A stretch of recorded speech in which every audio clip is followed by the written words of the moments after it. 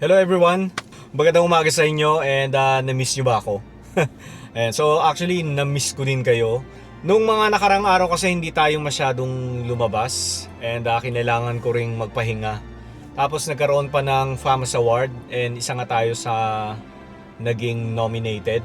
The nominees for Best Documentary: Ang yung Malacanang Grand 1899. Scenario by Kayutubero, New Media. Alam nyo, hindi ko talaga ina-expect yung nomination na yun ng Best Documentary. Kasi alam nyo naman, napaka-simple lang natin. Pakalat-kalat lang tayo sa kalsada. Ngayon talagang kahit papano ay napapansin na tayo. Pero syempre, dahil yan sa inyong lahat, sa lahat ng mga followers, kayong mga subscriber ng Kayutubero mula noon hanggang ngayon, and of course yung ating mga followers sa Facebook, maraming salamat sa inyo kasi kayo talaga yung dahilan kung bakit tayo napasama sa FAMAS Award. Ayan. So ngayon, nagbabalik tayo ulit dito sa San Miguel, Bulacan. Ngayon ay July 25, 2026, araw ng Sabado, mga Kayutubero. Sa araw na ito, samahan niyo kong bisitahin ang isa sa mga lumang bahay ng San Miguel, Bulacan, ang Pangilinan Libunao Ancestral House. I hope na nakafollow kayong lahat. Sa mga bago lamang na nanonood dito sa video na ito, ilalagay ko na lang yung link ng playlist sa description below. Ayan, breakfast tayo.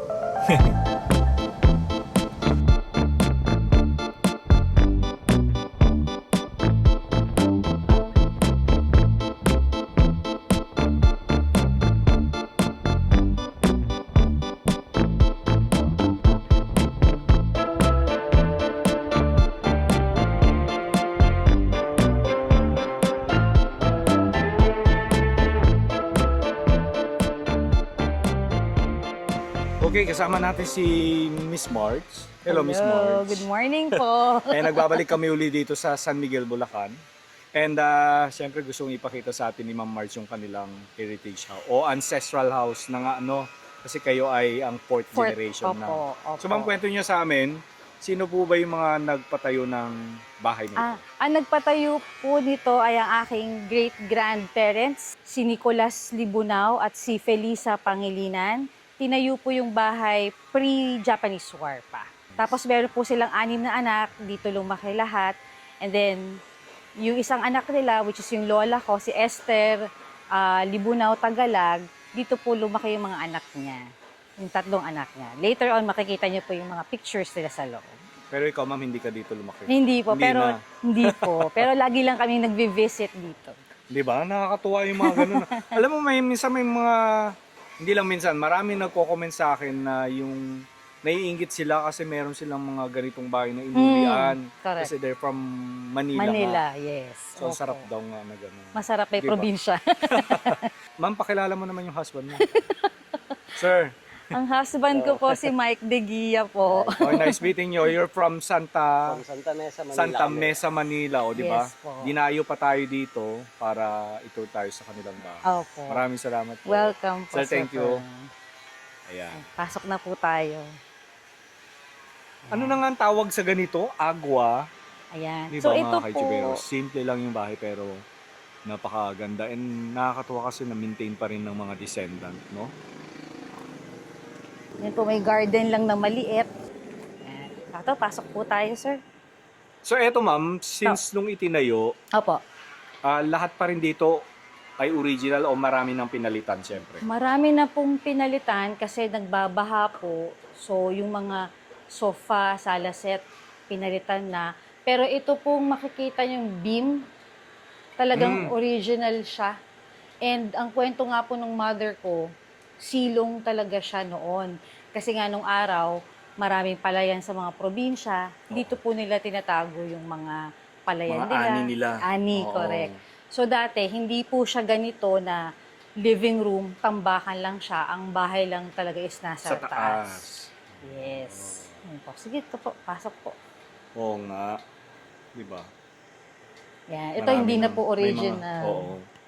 May mga nabago na even the sahig. Siyempre dati ano lang to, lupa lang siguro, Opo, no? lupa lang. Tapos nung bata ako, parang machuka tiles din yata siya. Hindi ganito. Kasi nabago lang to mga 90s eh. early 90s. Tapos kung mapapansin nyo, Sir Fern, kapis yung bintana namin. Ah, yes. All over pati yun. Paikot. Paikot. And yan po ay original. Wala pong pinalitan ang lola ko dyan. And Nakakatuwa. fortunately, walang nasira. May konti. Galing. Yeah. Diba? Pag binuksan mo lahat yan, buksan mo lahat ng bintana, Naku, presko. ang presko. Sobrang presko. Correct. Nice. So, ito po si Felisa Pangilinan. Ito po si Nicolas Libunao. Opo, sila po talaga yung nagpatayo nitong bahay na to. And later on, kung interested kayo, may album. Kasi siya ay nag-work sa San Miguel Corporation, San Miguel Brewery nung araw. For how many years. So, dito po siya nakatira noon. Kasi rin nagpatayo. Ng bahay. Tapos itong album, tingnan na rin natin. Tingnan na rin natin. Oo. Sige. Share sa atin ni Mami Mang kanilang photo album. Ay, oo. Ayan o, San Miguel Brewery, Bulan. Ah, Different. Bulan Warehouse. Oo nga, no? Ayan. Ito po. Sabi na itabi pa nila. Nakikita ko lang to sa Google eh. Yung mga old photo na ganito. Opo. Actual ito, mama. Opo, Nakakatuwa actual naman. yan. Saan po dito yung great, nyo? Ah, Ito ito po po. siya. Tugegaro Warehouse Mm-mm. naman. Baka ito rin yung nakikita ko sa online, ma. Siguro Kayo yung may po. hard copy. Nice, ah. Opo. Na-preserve pa ng mga anak niya.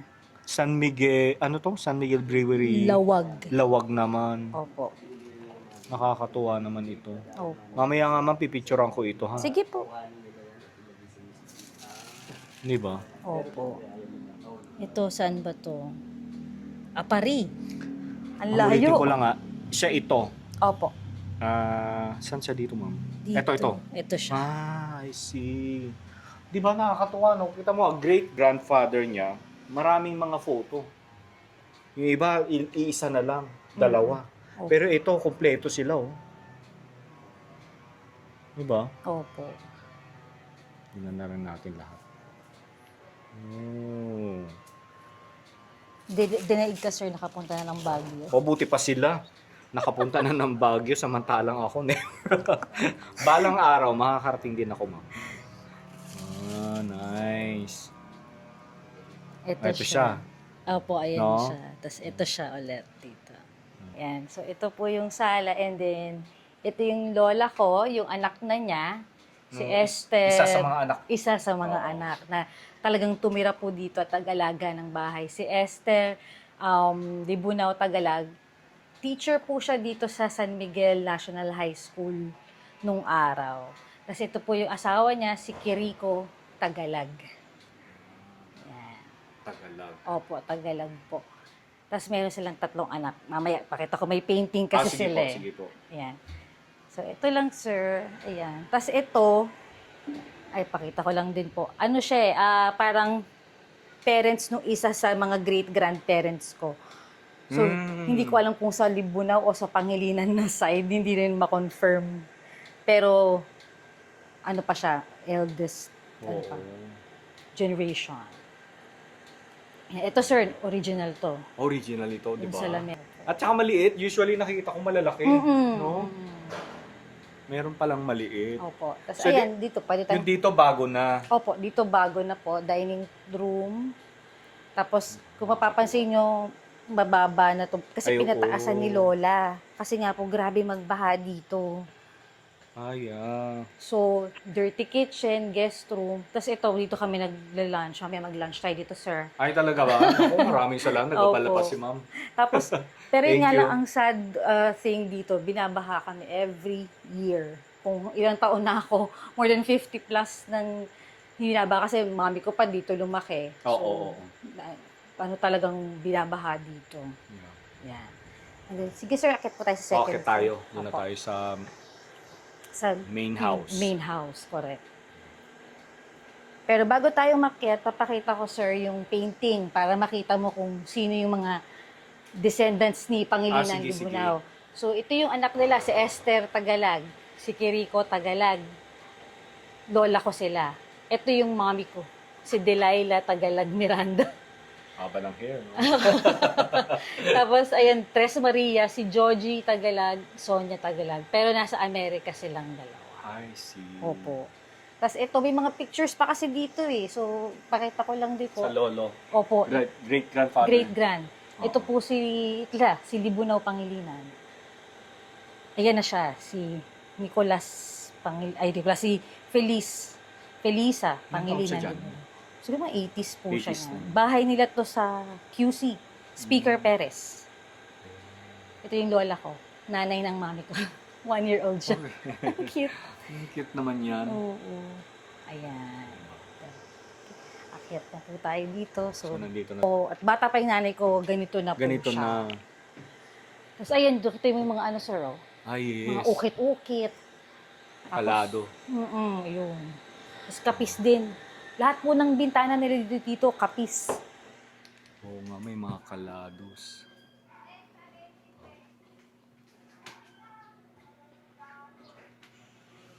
Ayan. Tapos, itong picture, sir, yan yung lolo ko, si Nicolas Libunaw nung kabataan niya. Kabataan. Tsaka siya.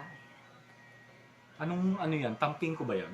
Alam mo, sir, hindi ko alam, pero Hindi. 1800. Asan na si ano? Sir, ito ba yung tamping ko na tinutukoy mo? Hindi, no? The frame? Yung kanina, Venetian mirror ang tawag. Ah, okay. Ganda ng aparador mo, ma'am, oh. Ayan. Sa lola mo pa ba ito? Parang 1800s daw po yan. Ang kwento Wow. dyan is, nakuha lang nila sa isang bahay na nasunog. Tapos, Sa may Manila? hindi na sure. Baka dito lang din. Baka dito lang din. Tapos, binaba from the second floor para ma-save. Kinuha na nila. Ah, kaya pala ganito na itsura mo. Siyempre, hindi nyo na pinagalaw. Hindi na Ganyan po. na. Opo. Nakalakihan Ganda, ko oh. na siya. Ang kapal nung kahoy. Hindi ko Oo. lang alam kung ano Original yun. yung salamin. Ay, pasok tayo sa isang kwarto, sir, para makita mo yung kwarto ng aking... O may mga ano dito, ambassador's chair sila. Oh. Ah, yes! Ayan! Original yan, sir. Original din po. Walang, ano dyan, pinalitan.